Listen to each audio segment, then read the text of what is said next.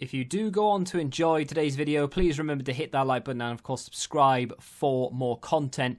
And if you need any coins for Ultimate Team to get a head start on the game, head to the link in the description. Use the code TVM for a discount at checkout. What is going on, guys? TVM here. Welcome back to a brand new player review, and today we're going to look at Nicolas Pepe.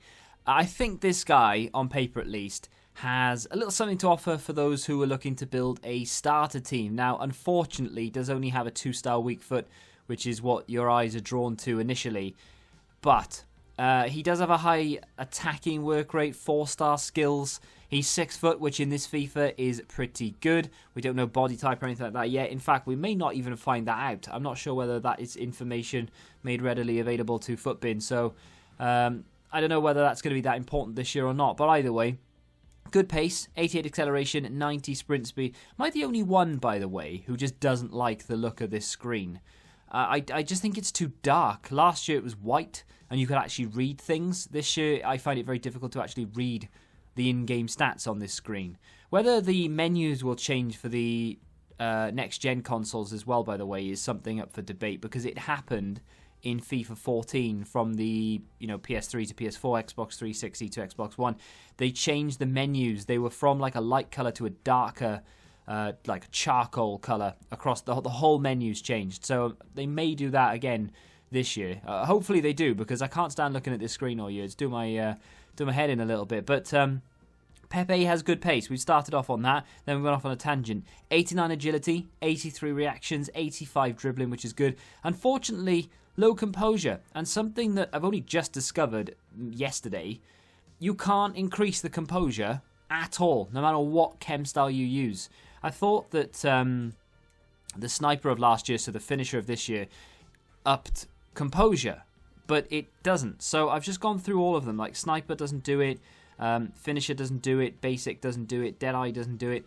I'm not going to sit here and name every single chem style, but I've literally, and you can probably hear me clicking, I have literally gone through every single chem style possible on Footbin, and not one of them increases the composure. So it doesn't look like that's a thing this year, whereas last year, of course, we could bump that composure up by 5. It wasn't like a great deal, but you could bump it by 5. That's the team I've got him in. It's not the best team in the world, however, it is it's pretty decent, it's capable. That Calvert-Lewin card, by the way, is actually pretty good, and he should, theoretically at least, get a Player of the Month. I don't know if it's been announced already, but he should get the Player of the Month card for September. Hopefully he does anyway, because it should be around 84 rated, as they usually are. I think Timo Pukki got it 1 year.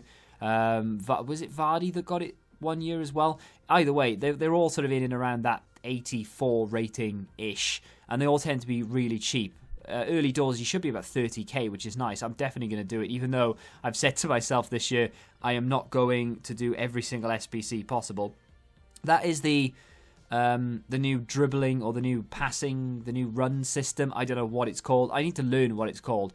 But where you click in both sticks, pass the ball. You're not controlling the ball receiver. You're still controlling the player who has played the ball, and then you continue running and call back for a pass.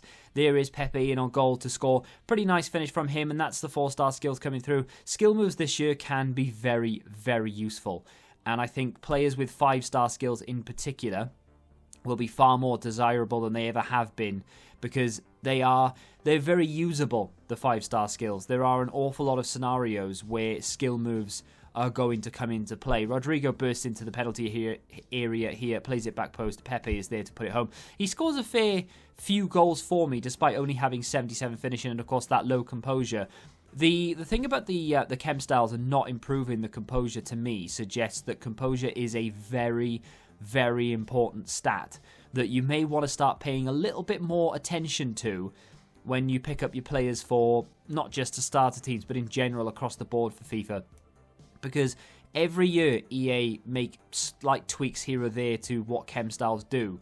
And last year, of course, it was very important to have high reactions and agility and things, and they tweaked it so that certain chem styles didn't do what they used to do in FIFA 19, and this year, of course, now they've tweaked them so that composure doesn't get boosted at all. So when it comes to Pepe, I feel like he's a good card, and that is a fantastic ball. He was offside, unfortunately, but it was a fantastic little pass.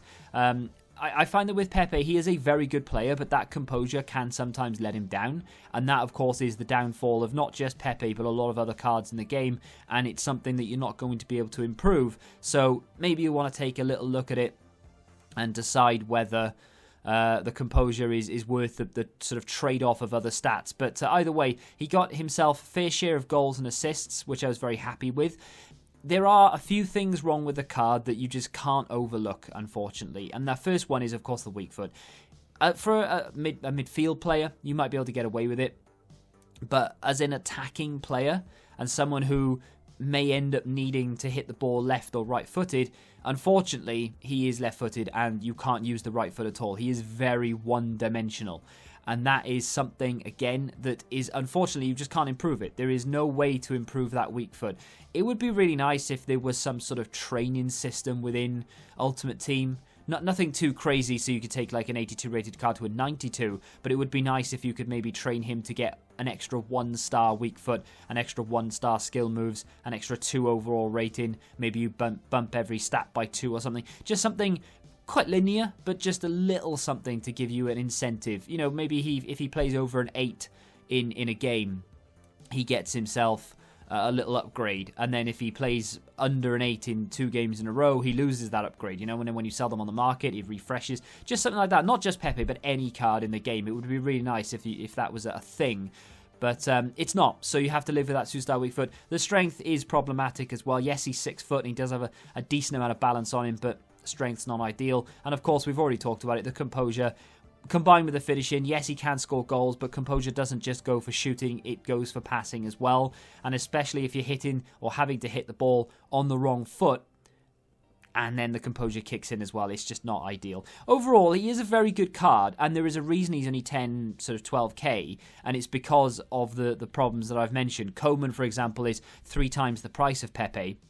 And the reason for that is because he's a little bit more usable in terms of having a better weak foot and not having the composure issues and so on and so forth. But you do get what you pay for. A player that will definitely help you out in the early stages of the game. Someone who's very, very quick, good on the ball, and has the 4-star skills, which is nice work rate, and of course links into the Premier League. It's not a bad card at all. It's just going to be one that I think you want to maybe look to upgrade in a week or two, as opposed to one of those players that will remain in your club for a long time. Like the Renato Sanchez type players, you'll probably end up keeping there for a long time. Pepe, you'll probably look to improve in a couple of weeks. But for now, not bad at all. Kind of. If you have enjoyed this play review, do me a favour and hit that like button. Subscribe to the channel if you're new, of course. Let me know of any other plays you want me to review in the comment section down below. And until the next time, goodbye. Join the Betting Rebellion and find out what your football knowledge is really worth.